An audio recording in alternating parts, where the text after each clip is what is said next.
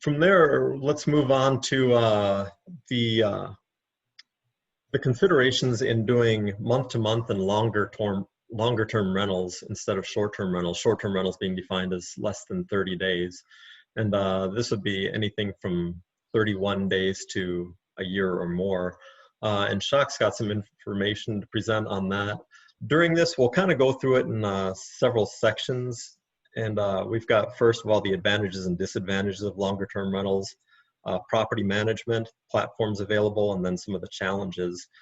So after each of those, or actually even during, if you have questions for Shok or inputs that the rest of us could benefit from, don't hesitate to chime in and help out, because this forum, especially with a smaller group of people as we have, it kind of lends itself to some feedback and a discussion back and forth, which I think could be helpful in giving people ideas on what they can do if they're outside of the current short-term rental zones and they're still looking for how to make some income to pay the mortgage as well as the taxes and insurance on their properties while they figure out what else to do with them.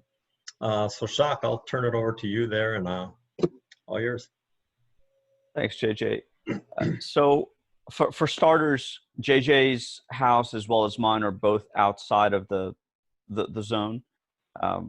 So in terms of the experience, I currently have gone through, I guess, I'm in my second 30-day rental process.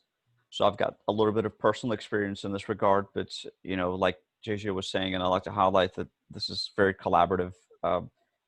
We've been able to put together some information based on our cumulative experience, but this is by no means the end all be all of things. And so as you take this document, we can mail it out to you or, give you access to it however you like to, as a refresher.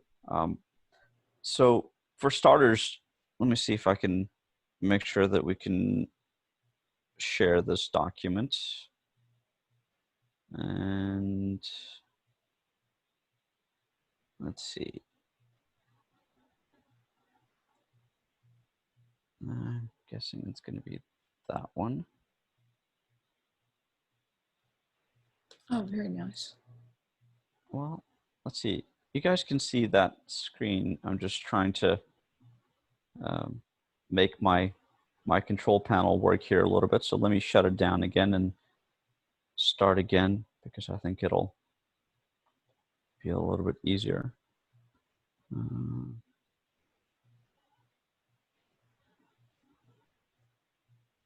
Okay, presenter view. Got that, and now we can share.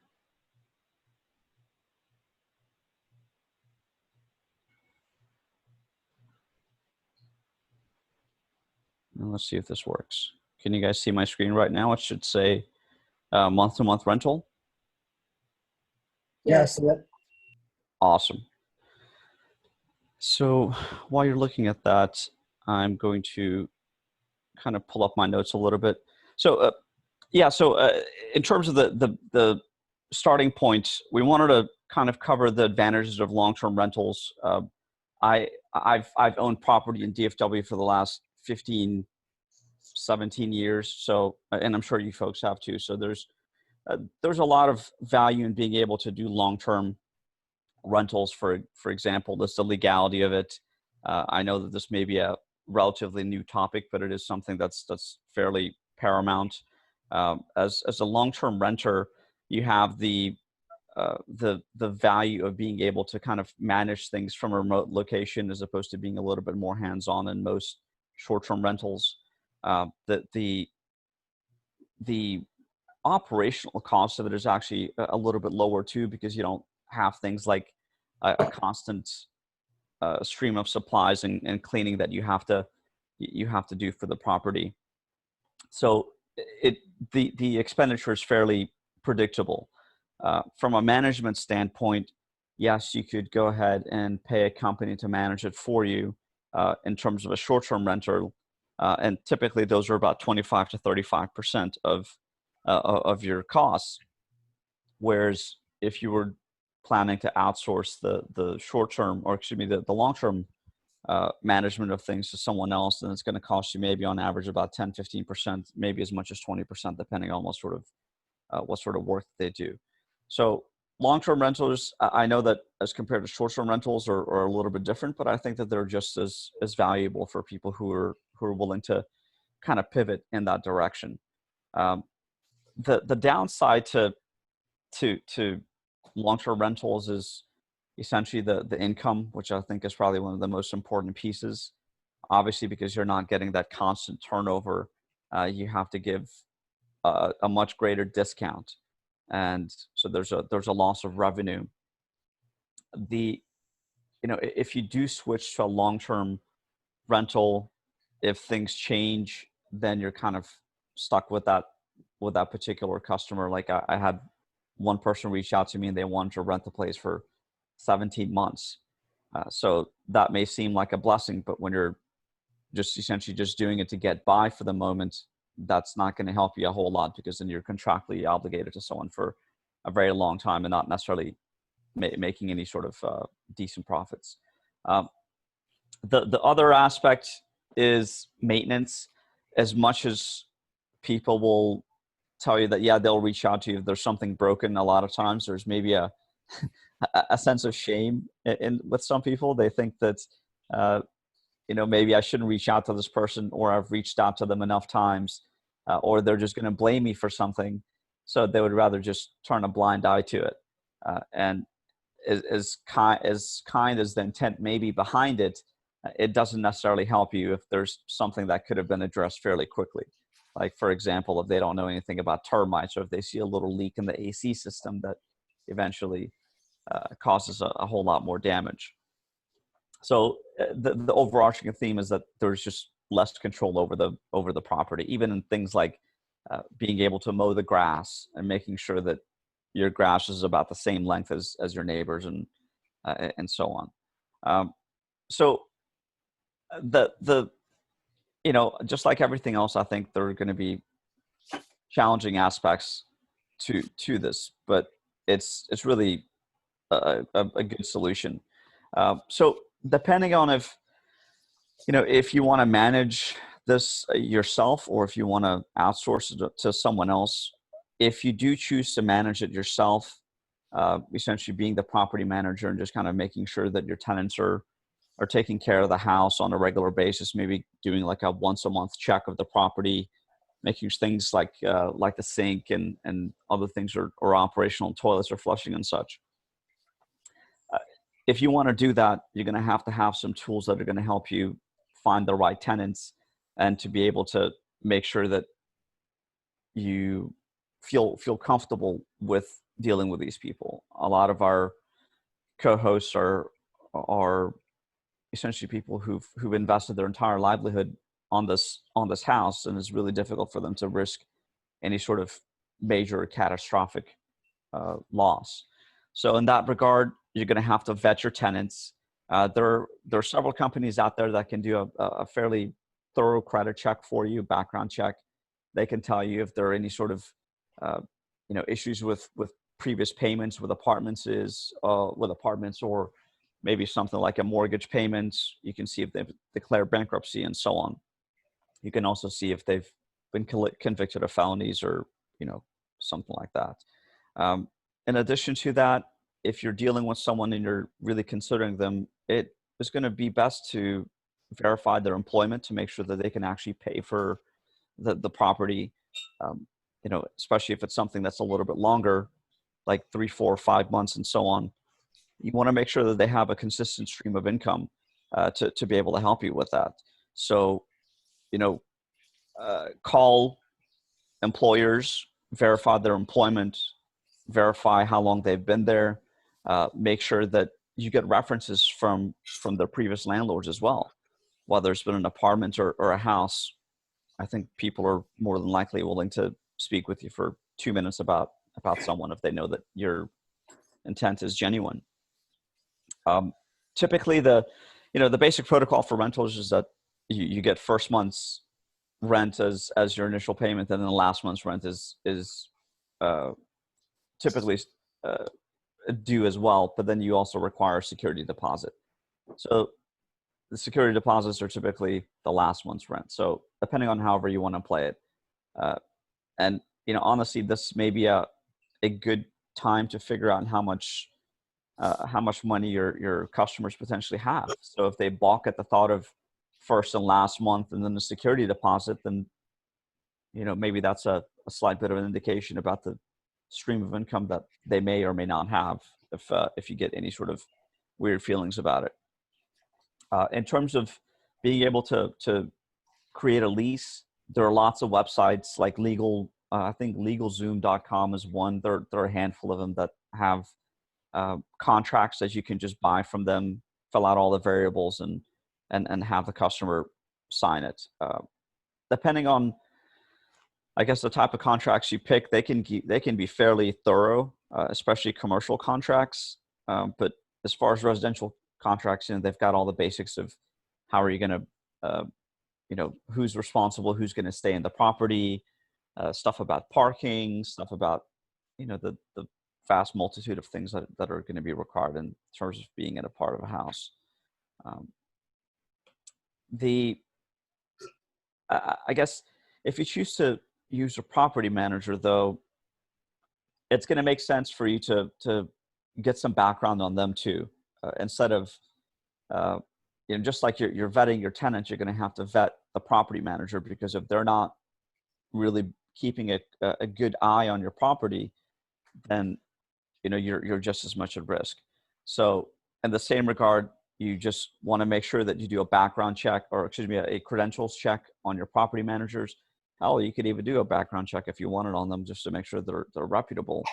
But in addition to that, if they have their own agreement that they want that they want to use, make sure that agreement is something that you're okay with. Make sure that if you have any sort of legal resources, have them look at it, or if you look at LegalZoom or someplace like that where they'll just have the blank contract for you, you can kind of compare it to make sure that the contract has teeth on it. That way, it's not gonna be an overly tedious concern for you. Just make sure that you're reviewing their documentation thoroughly. Make sure that you at least go look at some of their other properties that they manage for you, or that they just manage in general, just to make sure that they've got a good, keen sense of what it means to watch out for someone else's property. But ultimately, the theme is, don't be afraid to shop around and investigate, and just know that this is your livelihood. So you can be as picky about it as you like to make sure you're comfortable. In terms of the platforms, there are actually quite a few places. So, Furnish Finder, for example, that unfortunately doesn't do home shares, and Furnished Quarters and Airbnb. You can even do Craigslist. I've actually rented out probably 2-3 homes through Craigslist, and I've had really good experiences. So Craigslist, I think, unfortunately gets an odd rap, but you find a lot of good things there, especially when you're talking about catering to the older crowd, people who don't use things like OfferUp all the time, or 5 Mile, or something like that. But there's also another company that I've actually been looking at. It's called Roomies.com, and they allow for you to be able to just rent out individual rooms, but at the same time you could do all of the rooms together. So you could do the whole house on there. And that's something that I needed to kind of add on to the list. So in terms of, I guess, some of the challenges that you're gonna face, you have to try to figure out what your price point is in the market. It's obvious that you don't want to be too low. You also don't want to be too high, and figuring out what that is a fine balancing act. It's obvious that you can't charge as much as you could for a short-term rental, but not as little as a year-long renter. So figuring out that middle ground, kind of researching the market to see what others are charging is something that I think will definitely benefit you. Another thing is, what about things like a pet? I constantly get people messaging me about the 70 or 80 pound dog that they have. They say, well, yeah, you have a no pet policy in your house, um, but would you be willing to make an exception because we're looking for a house in this area? So you have to really figure out, am I willing to kind of bend the rules a little bit to be okay with a pet? And if I am, uh, you know, what is the risk that I have to take, and am I okay with that risk? Is there a separate security deposit for the pet that I should charge? Should I do something like a non-refundable fee that I should charge if I even allow them in there to begin with? And I find that just from my own personal experience, that people are willing to do non-refundable pet deposits.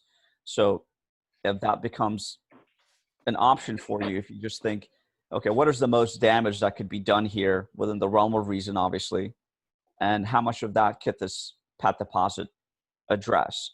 So me personally, I go in with the assumption that there is going to be a little bit of damage done, and I'm okay with that because I figure if I charge a $500 pet fee and there's $500 repairs, it's chances are it's going to be $200 in equipment and about $300 in labor.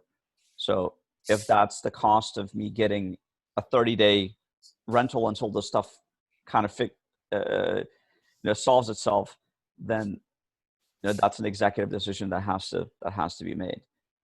And the pet thing is really important because when you're dealing with people who are on a long-term rental, it's obvious that they're not going to be able to pet their or leave their pet into kennel. So for short-term, that's not something that we typically have to deal with. In terms of the wear and tear of the place, that's another topic.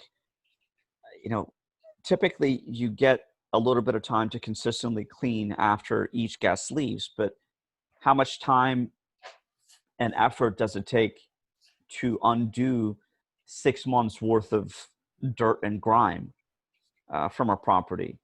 If you're constantly vacuuming the floors and the AC system's running in top shape and you're taking care of all the bed covers, but if they've been there a long time, chances are they're not thinking about, hey, let me clean the corners of this of the bedroom or underneath it or anything like that. So there's an accumulation that gets exacerbated, or an accumulation of dirt and grime that gets exacerbated when you're dealing with long-term rentals.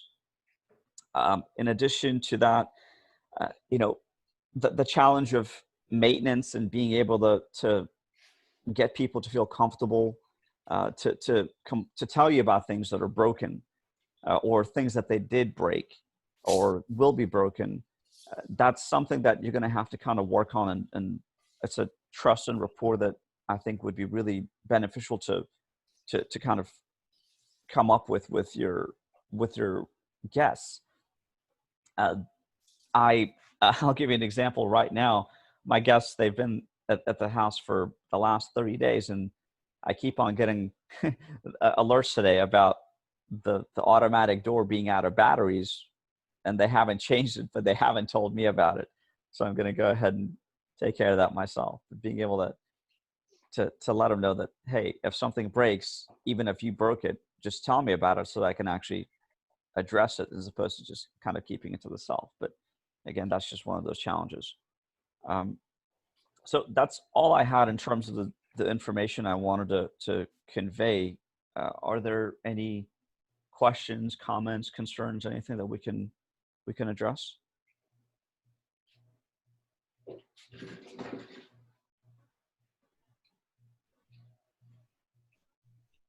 Shak, I had a quick question for you. You were talking about the leases earlier with respect to longer than 30-day rentals. And I guess there are two issues there. First, I guess I have a comment and then a question for you. One is that I know here in Texas, when you rent for longer than 30 days, you can run into problems with people who want to squat on your property and overstay. Whereas if it's less than 30 days, then when that stay is finished, essentially they have to leave. But over 30 days, they can say, no, this is where I live. which means that you have to evict them and go through eviction procedures for that. So if you want to do that, I mean, it's important to understand the eviction process and know when the notifications need to go out and so forth. And also with that, have a lease in place, a legal lease. And as you were talking about that, I believe you're a realtor yourself. And do you know if the Board of Realtors or the Arlington Association of Realtors has a lease that is has been reviewed for Texas laws that they have out there, kind of a generic one, but that applies to Texas law? So good question, JJ. Uh, I have to look at the document a little bit more closely to be able to comment on particular areas. But all of the forms that we use in Texas are customized by the Texas Association of Realtors.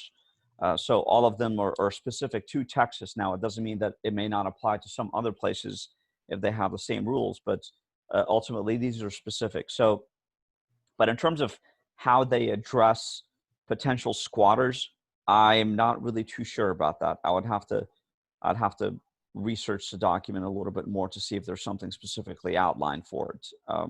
As a commercial landlord, I've had to evict people, but commercial is a little bit different.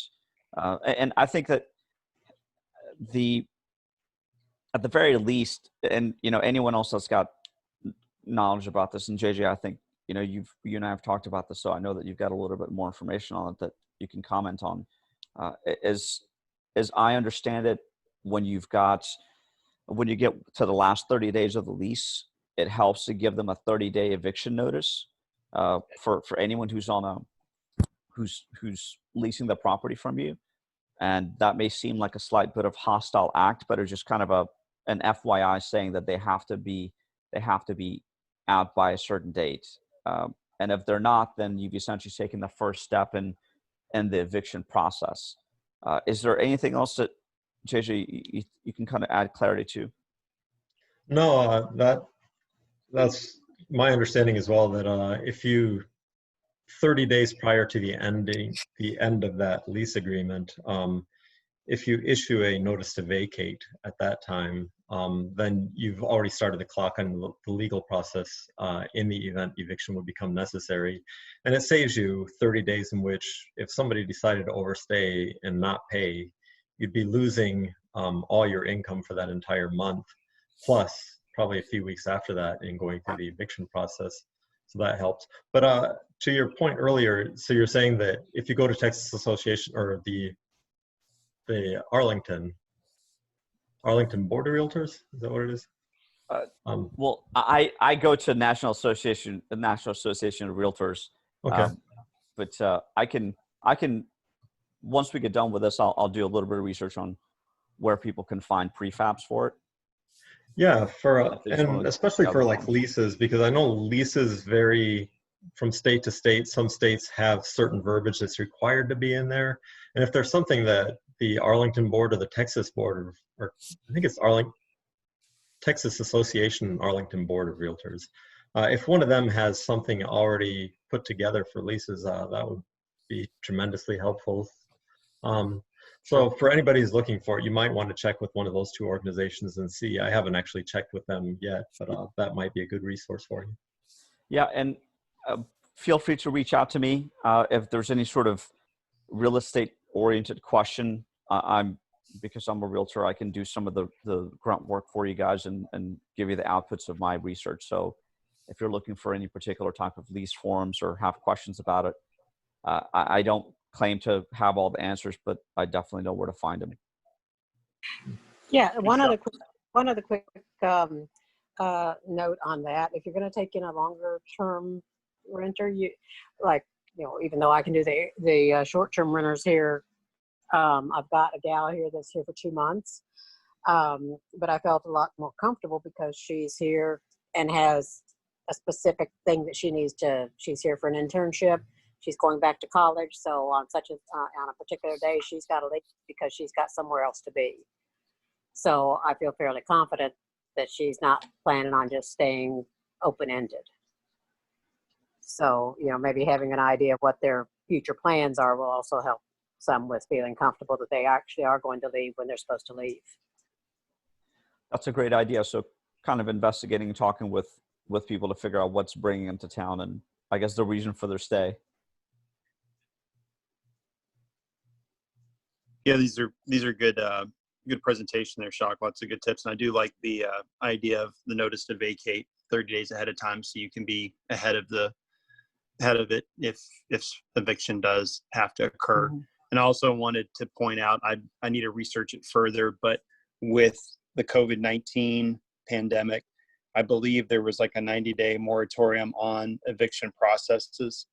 Last I heard, I don't know when that terminates, but back to your notion of needing to make sure that you vet your potential tenants well, definitely be on the lookout for scammers that know that they can take advantage of such a delay and not being able to start the eviction process. And so when it comes back to asking for like the first month and last month's rent, that can really protect you if someone is trying to pull that scam. Great commentary. Someone will have to fact check me on this. Last I heard it was April 24th before you could potentially evict someone. So call me a liar if that's the case, but Mm-hmm. Yeah, I may have misinformation on that. I just remember hearing that and popped in my head. Well, so I have a question, but I don't know if anybody would even know the answer to it. Make sure my mic.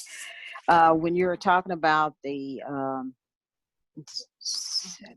really being proactive and giving a notice to vacate 30 days before the end of their lease term, could that not also be written in the rental agreement that just as a reminder or just as a notice to that 30 days before the end of your lease, you will receive a notice to vacate? so That way, when they receive the notice, they've already read it before they sign the agreement. So when they receive the notice, it's not a shock. okay. So you're saying just let them know that you're going to send them an eviction notice 30 days beforehand, and Right. Yes. Yeah. Softens the blow. yeah, To absolutely. soften the blow, just put it into your lease agreement since you got a basic template anyway. I'm just wondering. I think that's a great idea, honestly. And you can choose to put it on the lease in the comments section, or Mhm. obviously I think that's best practice just because people are forgetful. Shock, does it have to say notice to vacate or eviction notice, or how does it have to be worded? Is there any special wording, or does it just have to say, thank you for being here, and you've got 30 more days, and So I'm no lawyer, and our 30 when days. it comes to evictions, people can be very highly sensitive to the details. There's a specific process on how you evict someone and what information has to be on there and where you can actually post it. Like, for example, you have to post it on the inside of the door, at least from my faint memory. But I would encourage everyone to actually look at the city's website for specific requirements that they have that you have to follow to meet the requirements, or you can before the legal system will consider them communicated to, or I guess given notice of. Yeah, that's a really good point on that that Marty brings up. Especially each state, a lot of states have specific verbiage that you are required to have in any kind of eviction notices. And I believe Texas does have a specific statement that you have to include in that. I'll look and see if I can find that, and when I do, I'll post that to the START. By the way, kind of an aside here, but related. The START movement, we now have a Facebook page as well as a Twitter and an Instagram account. So if you're on here, go ahead and if you follow the START movement Facebook page, I'll look for that legal verbiage, and if I can find that, I'll post it on that on that start Facebook page so that everyone can pull it from there. And as to Marty's point as well, that's a great idea because I've seen this happen firsthand. When people get an eviction notice and they're not expecting it, they have a tendency to freak out, which you don't want. So this kind of goes to, I think Shok pointed this out earlier, that communication with the tenants can be extremely helpful. And just by letting them know ahead of time, hey, 30 days before the end of your stay, you're gonna get this notice. You can take this as simply a reminder that your stay ends in that time. And if you want to extend, just let me know and we'll extend. That's no problem. But if you give them that heads up, then they don't have that negative, angry reaction that can cost you a positive review at the end of the stay as well. So I would definitely communicate with the guest before sending out that eviction notice so that they understand the context of why that's going out. Did anybody else have anything for the month-to-month rentals? All right, that's all we had on the agenda for today. If you guys want to stick around, I'll stick around on here as long as you want. I'm happy to talk to anybody or answer any questions that you have. Otherwise, I'll give it one last go. And if anybody has anything to add, you can say it now. Otherwise, we'll consider this meeting adjourned.